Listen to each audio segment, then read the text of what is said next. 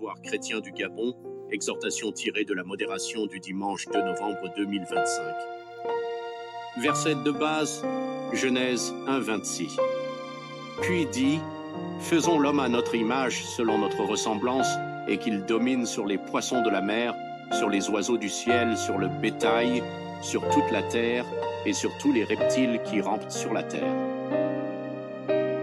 Verset complémentaire, Matthieu 21, 43. C'est pourquoi, je vous le dis, le royaume de Dieu vous sera enlevé et sera donné à une nation qui en rendra les fruits. Matthieu 25, 14 à 30. Il en sera comme d'un homme qui, partant pour un voyage, appela ses serviteurs et leur remit ses biens. Il donna 5 talents à l'un, 2 à l'autre, et 1 au troisième, à chacun selon sa capacité, et il partit. En Genèse 1, du verset 3 au verset 31, donc dans tout le chapitre, Dieu ne fait qu'ordonner à la création, il la fait manifester et lui donne également son rôle et ses limites. Et la création obéit à la parole de Dieu. Nous voyons par là que toute la création est sous la domination de Dieu au verset 22 et au verset 28. Dieu demande à la création d'être féconde. Donc il est important de comprendre que tout ce qui existe appartient à Dieu et à chaque élément de la création. Dieu lui a assigné un rôle, une tâche, une fonction. Donc la création ne se soumet qu'à Dieu. C'est pour cela que Jésus pouvait dire en Jean 10, 27, « Mes brebis entendent ma voix, je les connais et elles me suivent. » D'où la nécessité pour Dieu de faire l'homme à son image et sa ressemblance, à son caractère dans quel but ? Pour que la création lui obéisse pour mieux dominer sur elle. Dans ce chapitre 1 du livre de la Genèse, du verset 26, nous avons l'usage du verbe « dominer ». De nombreux lecteurs de la Bible voient par là une soumission totale de la création, donc une exploitation abusive, sans frein et sans limite et absolue de la part de l'homme. Au sens théologique, ici dominer signifie participer à la souveraineté bienveillante de Dieu sur la création. Dominer, c'est protéger, organiser et embellir la création en suivant le modèle du Créateur. Pour ce faire, pour dominer, l'homme doit garder un lien avec le Créateur. Interprétation.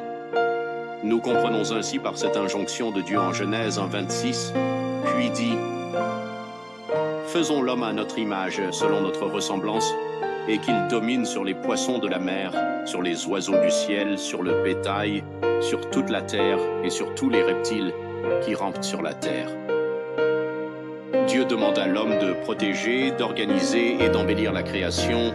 L'homme est en intendance, il lui demandait de gérer. Par conséquent, il est important qu'il se souvienne que rien ne lui appartient. Il est un simple gestionnaire, un intendant des biens de Dieu. Comme quelqu'un qui s'en va en voyage, Dieu prend le soin de former l'homme pour cette mission. Il le fait à sa ressemblance pour qu'il gère selon lui afin que les choses lui obéissent et il lui donne cette exhortation. En Josué 1, verset 8, il est dit « Que ce livre de la loi ne s'éloigne point de ta bouche, médite-le jour et nuit, pour agir fidèlement selon tout ce qui est écrit, car c'est alors que tu auras du succès dans tes entreprises, c'est alors que tu réussiras. » En d'autres termes, médite-le jour et nuit afin de gérer comme moi pour que la création se soumette à toi. Dieu a fait cela parce que la terre a été faite pour l'homme et donc tout homme a pour mission de gérer les talents que Dieu lui a donnés, qui sont sous sa responsabilité si il doit le cultiver, c'est-à-dire faire devenir, faire croître, faire grandir dans le but de faire éclore le potentiel en toutes choses. Nous devons gérer les choses de Dieu. Jésus avait le langage de celui qui a compris la mission de l'homme sur terre. Nous trouvons cette compréhension de Jésus de la mission de l'homme en Luc 2, 49. Il leur dit « Pourquoi me cherchez-vous ? Ne saviez-vous pas qu'il faut que je m'occupe des affaires de mon Père ?» Nous retrouvons aussi cette notion d'intendance en Jean 17, 12. « Lorsque j'étais avec eux, je les gardais en ton nom, que tu m'as donné, j'ai veillé sur eux, et aucun d'eux ne s'est perdu, sinon le fils de la perdition, afin que l'écriture fût accomplie. » En quoi ce message est-il pertinent dans le monde actuel ? Ce que nous devons comprendre est que rien ne nous appartient dans cette vie, ni enfants, ni parents, ni amis, ni même nos biens. Nous avons une grande responsabilité vis-à-vis de la création. Il ne s'agit pas de détruire la terre, les écosystèmes pour satisfaire notre avidité. Les choses ne sont pas là pour notre bon plaisir, mais nous avons la responsabilité de faire cohabiter en harmonie toutes les créatures qui peuplent la planète, maintenir les équilibres. C'est pour cette raison que nous devons développer les techniques et trouver les bonnes méthodes permettant la protection, la pérennité du vivant dans le monde, car nous avons dû aussi une plus grande conscience, surtout la plus grande capacité à détruire, et donc notre responsabilité est grande. Dieu a donné à chacun un talent selon sa capacité, selon Matthieu 25, 14 à 30. Pour certains, c'est leur famille qu'ils doivent cultiver et faire croître. Tout ce qui est en votre responsabilité, vous devez le protéger, le faire grandir et cultiver pour participer et construire un monde meilleur pour d'autres. Ce sont des salariés dont vous devez transformer les vies, faire qu'ils deviennent leur plus belle expression, au même titre que la femme ou l'homme et les enfants dont Dieu vous a fait cadeau. Ils ne sont pas votre possession, car vous rendrez des comptes au Très-Haut. Les dirigeants des nations doivent gérer les peuples et les États avec tremblement comme de vent, en rendre compte auprès du véritable propriété. Rien n'est à nous, nous sommes des intendants. C'est pour cette raison que Dieu peut vous le retirer.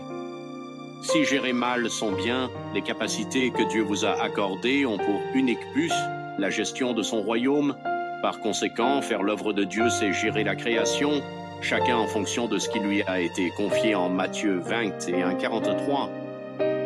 Si vous ne produisez pas des fruits, c'est-à-dire que vous ne cultiviez pas ce qui est sous votre responsabilité, Dieu le remettra à quelqu'un d'autre.